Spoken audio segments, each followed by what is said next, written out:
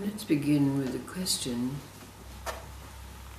Over these last days, using the way of stories, it's been said that we're exploring the nature of divine psychology.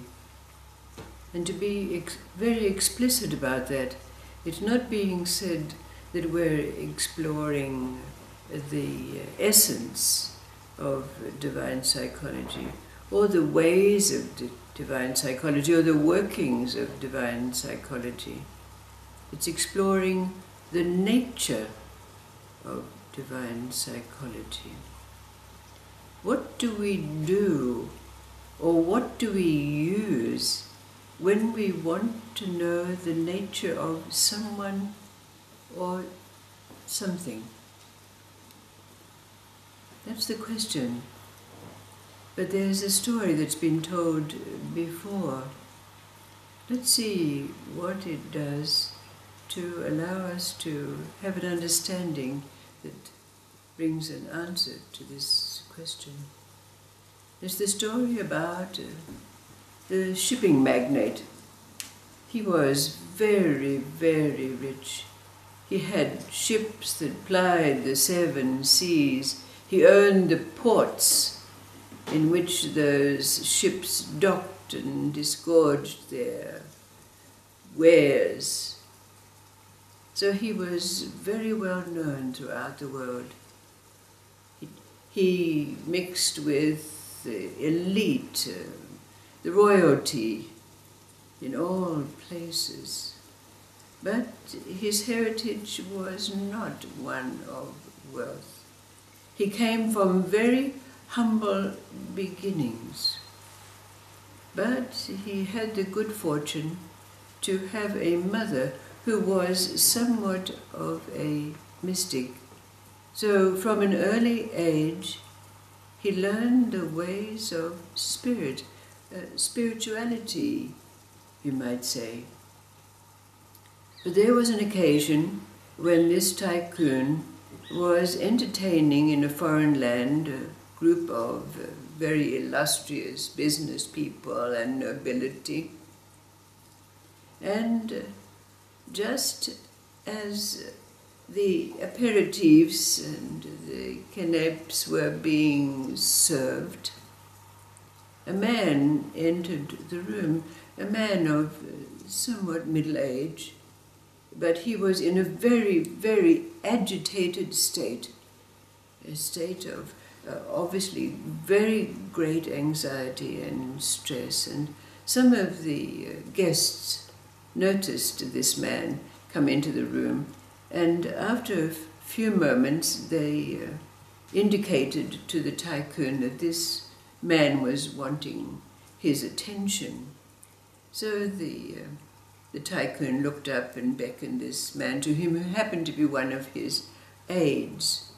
So the man came over to the tycoon and whispered in his ears, and of course all the other guests were agog, wondering what was going on. But this aide whispered in the tycoon's ear that a dreadful, dreadful thing had happened, that his boats had been attacked in the ocean, and his ports had been assailed, his ships had been sunk, and that his whole empire, it seems, was imploding because of these attacks. So the tycoon, it seemed, looked into the far distance for a moment before he said to his aide, "It is good." And then he sent the aide away, and they went on with the dinner. He had conversations with the nobility and the wealthy oligarchs amongst the guests. And so it came to almost the end of the meal, and the plates were being taken away so that dessert could be served, when suddenly the aide came out of the side room again and waited until he was noticed by the tycoon and called over again. And this time he whispered in the tycoon's ear, "Oh, it was all a mistake. The assailing and all the attacks were on some other tycoon's ships and ports. So your empire is completely intact." So the tycoon again was seen to look into the far distance, and then again he replied to his aide, "It is good. Now I'll come to see you in about an hour or so." So the aide went away, and the dinner was completed, and the guests were farewelled. And the tycoon went into the little side room where his aide was, and he was listening to the reports that were being brought abroad, what was happening in the world. And after this was turned off and the tycoon had a discussion with his aide about these things that were going on, the aide said to the tycoon, "Please, I hope you don't mind if I seem to be personal or invading something private, but I have a question to ask you." And the tycoon said, "It's not private. I'll be happy to answer any question that you ask me." So the aide said, "When I came to you and told you about your empire being destroyed, you said it's good. And then when I came to tell you that it was still intact, you also said it is good."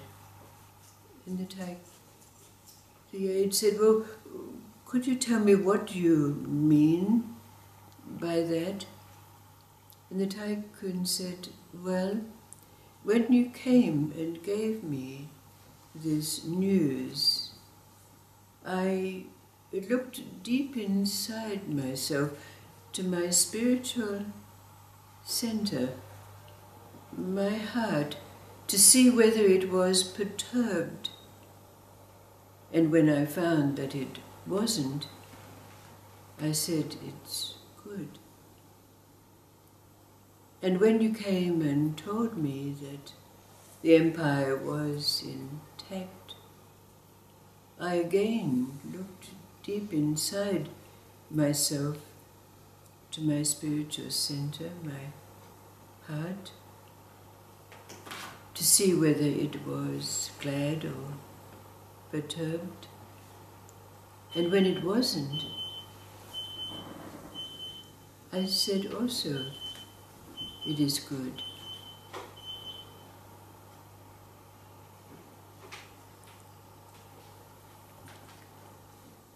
So can we ask ourselves, what is it? What do we do when we want to know the nature of something or someone? What is our spiritual center, our heart, got to do with it?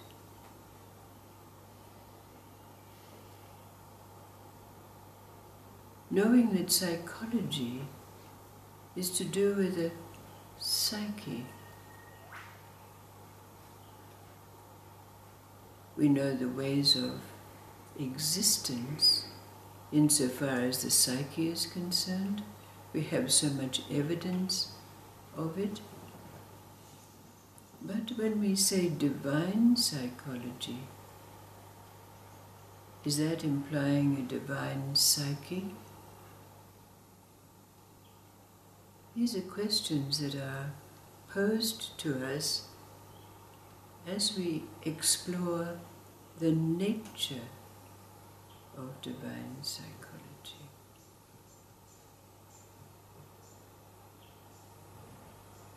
What do we do?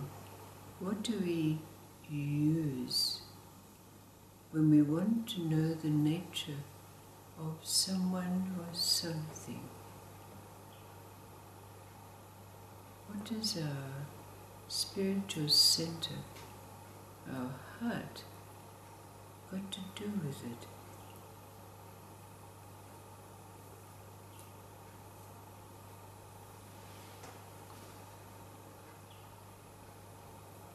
If, as this story implies, that the spiritual center is unperturbed,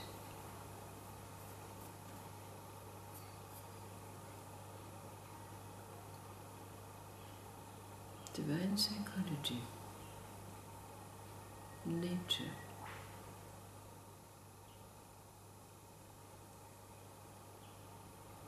what say you?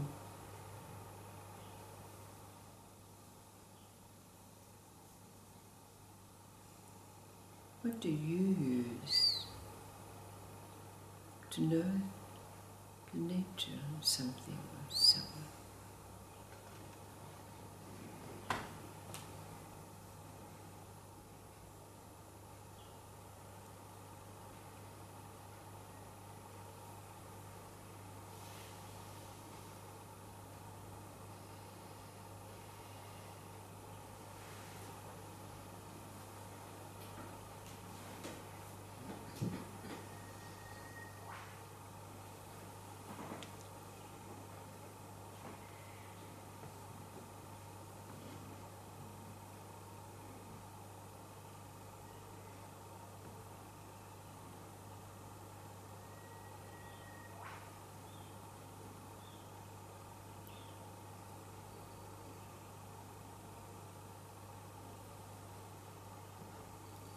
Thank you.